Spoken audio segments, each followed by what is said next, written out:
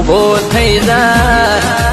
એ દાળ મારું બાવડું પકડીને મને ઉભો કર્યો કે જગતના ચોકમાં ફરવા નીકળ જગતના ચોકમાં ફરવા નીકળ તું નીકળ તારા પેલા પોચ ડગલા હું મોર ભરી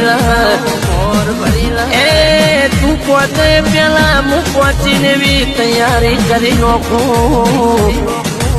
તારા ત્યાં પેલા હું માહોલ બોધી નાખું વેળા બનાવી નાખું પછી મારા દીકરા આવાની વેળા લાવું ભાઈ આવાની વેળા લાવું ભાઈ